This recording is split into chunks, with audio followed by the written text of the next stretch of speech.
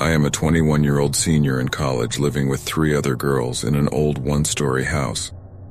We are located about a 15-minute walk from main campus, and the majority of our neighbors are college students. That being said, this town is notorious for being a little, well, sketchy. Millie is home to one of the first insane asylums built in America. After the majority of it being closed down, abandoned for years, the final building was shut down about a month ago, and the remaining patients were released. Now, I doubt this is directly correlated with my creepy experience, but I am not the only one who has interesting encounters with strangers since the release in this town. 2 nights ago, after getting off work around 11:30, I came home to my roommates getting ready to go for a night out. I realize now how stupid it was, but we often had an open door policy, free for anyone to come over and visit as they please. We would lock the door at night, but the one time we forgot really came to bite me in the ass. Around midnight, I was hopping in the shower as my roommates were heading out the door. We said our goodbyes, and I told them I would be meeting up with them later. I had just stepped out of the shower when I heard what sounded like the front door slamming shut. I automatically assumed one of the girls had forgotten something, so I called out their names. No response. I then hear footsteps in the hallway. I call out again. No response. Fear and dread came over me, and I immediately grabbed my clothes and ran into my bedroom. I threw my clothes on, leaned my ear to the door, and waited in silence to hear if someone was in the house. I hear nothing. I decided that it must have been one of my roommates grabbing something and leaving again, so I head into the living room to get my phone. 6 missed calls and it's still ringing. My roommate Carrie was on the other end. I answered and immediately could hear the panic in her voice. "Lee, are you in the house?" Me. "Yes, why, Carrie?" "You need to get out. Sam drove by and said he saw a man walking through the front door. He called the police, but you need to leave." Nothing was going through my head besides pure adrenaline and fear. I wasn't sure of the man's intentions, but I sure wasn't going to wait to find out. While remaining on the phone with my roommate, I bolted out the front door and hid behind my car. As my friends approached in a truck, I sprinted out from behind my car and jumped in the back of their truck bed. Just as I did that, a dark figure scurried up into the woods, running in the opposite direction. I can only assume he had been inching closer to as I was waiting for them to arrive. I screamed bloody murder and we floored it out of there. I refused to go back into the house until the police arrived and it had been triple checked. There were no signs of anything being touched or stolen, which makes me wonder what the man's intentions were. I live in a basement apartment of a somewhat older building, at least 100 years old, I figure. There is no front door entrance to it, only 2 side entrances which tenants can use to reach the laundry room, and 1 back door into the building, which only I have the key for, along with the building managers. I've only used the back door a few times, and that was for moving furniture in and out because my side entrances are impossible to use for stuff like that because the stairwell is so steep and the walls so narrow. Otherwise, I never use the back door. Where I live, it's really snowy at the moment. 2 days ago, when I left through my usual side door, I noticed that there was a shoveled path to the back of the building, which literally no one has a single reason to do or be back there. There is nothing back there for use. Only a door to get into my apartment, like I said.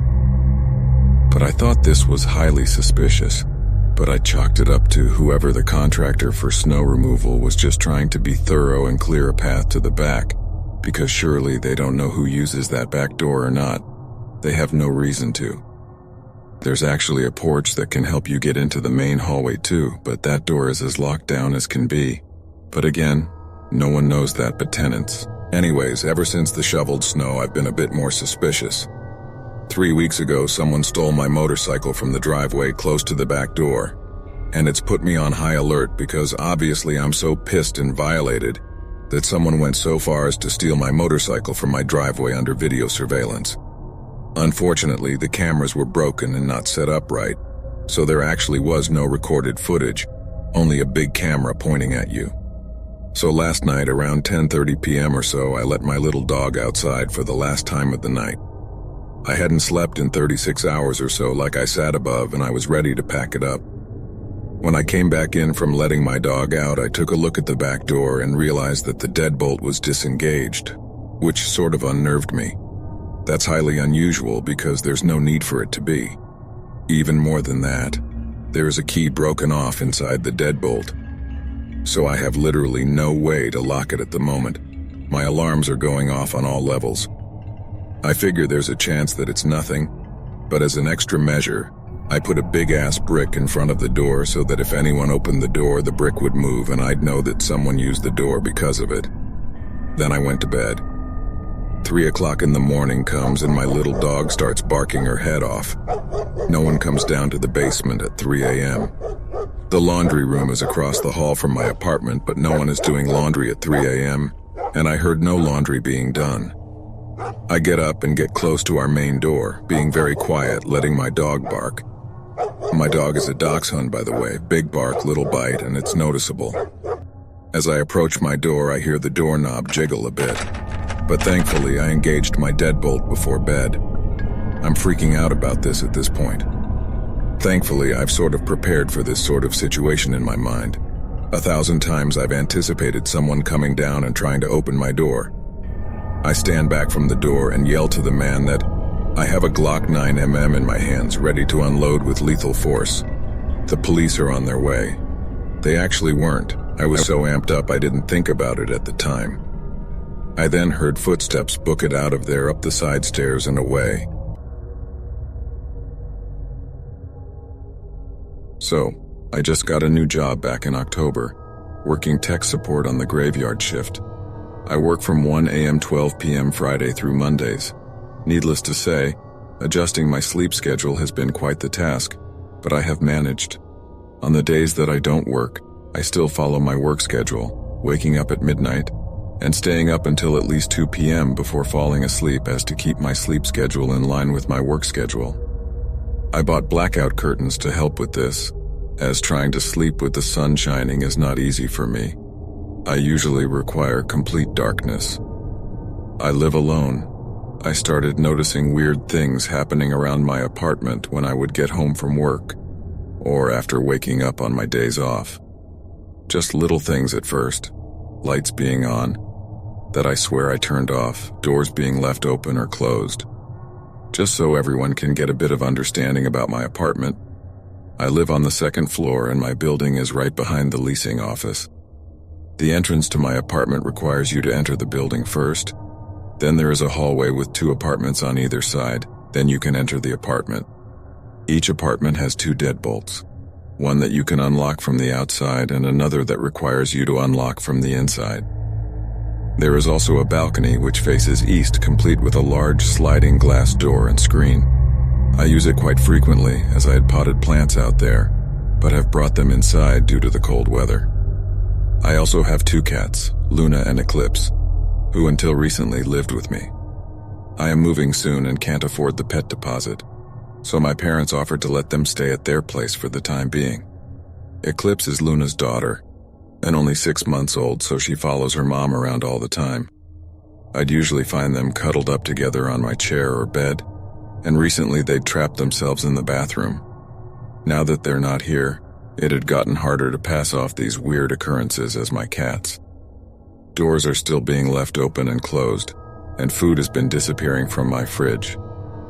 At first I passed this off as just me being my usual self, and just not remembering that I ate something when I was half asleep or bored.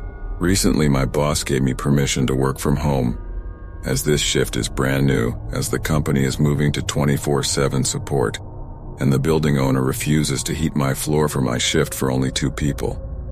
So I've been doing that for the past couple weeks, and last week I noticed the metal rod that acts as a secondary lock on the balcony door wasn't engaged, so I put it back. I didn't think much of it at the time, as my computer faces my balcony door. I like to people watch and watch the sunrise, sue me, and I sometimes fidget with it with my feet while playing video games.